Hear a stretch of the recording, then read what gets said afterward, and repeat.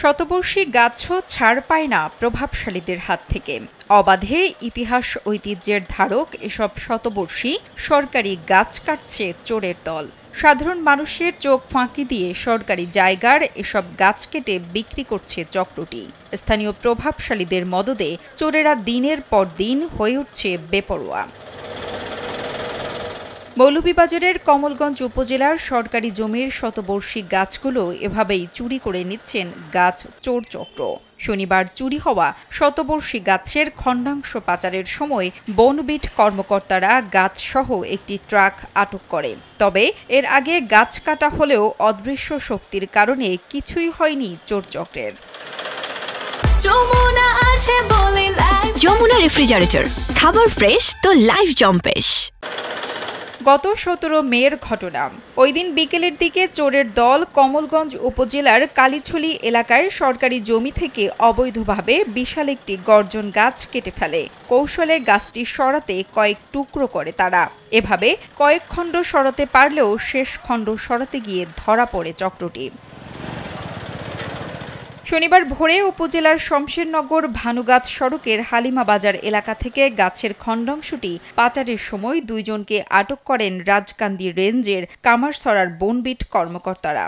আটককৃতরা হলেন কমলগঞ্জ পৌরসভা এলাকার ইলিয়াস মিয়ার ছেলে মোহাম্মদ জলিল মিয়া ও মনোর মিয়ার ছেলে দিলওয়ার হোসেন। পরে তাদের শমশেরনগর পুলিশ ফাঁড়িতে সোপর্দ করা হয়েছে।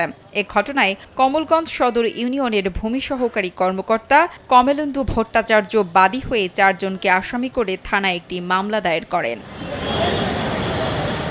আটককৃত ব্যক্তিদের বিরুদ্ধে আইনানুগ ব্যবস্থা গ্রহণ করা হবে বলে জানান কমলগঞ্জ উপজেলার সহকারী কমিশনার রইস আল রেজওয়ান।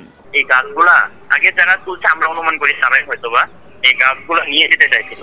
আবার ওই যেগুলা ওইখানে ছড়ায় পড়েছিল তারা মনে হয় চোররা দুষ্কৃতিকারীরা হয়তো কোনোভাবে তুলে ট্রাক দিয়ে নিয়ে যাওয়ার সময় শমশেরনগর ফাঁড়িতে ওই যে বিট অফিসার আর ওইখানে শমশেরনগরের 2 জন পুলিশ সদস্য তাদেরকে আটক করছে। গাছ চুরির বিষয়ে কমলগঞ্জ বন বিভাগের বিট কর্মকর্তা মোহাম্মদ আলীর সাথে কথা বলার চেষ্টা করেন কালবেলা প্রতিনিধি। ঊর্ধ্বতন কর্মকর্তার দোহাই দিয়ে ক্যামেরার সামনে কোনো কথা বলতে রাজি হননি তিনি। আটক করছেন না? আটক করলে তো কর্তৃপক্ষের অনুমতি ছাড়া কোনো বক্তব্য দেওয়ার নিষেধ। চাকরি দেব এটা খাওয়ালে আপনি চাইবেন না, সিলিটি মার্কেট নিষেধ করে।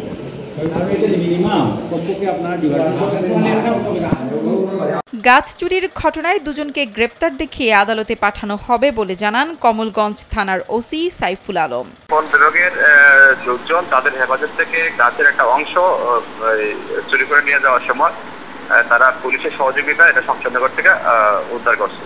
এই বিষয়ে তারা আমি যেটুকু জানি তারা এজাহার দিচ্ছে, এখনো এজাহারের প্রক্রিয়াধীন আছে। তাদের পক্ষ থেকে অভিযোগ পাওয়া সাপেক্ষে আমরা পরবর্তীতে মামলা রুজুর সাপেক্ষে আইনগত ব্যবস্থা নেব।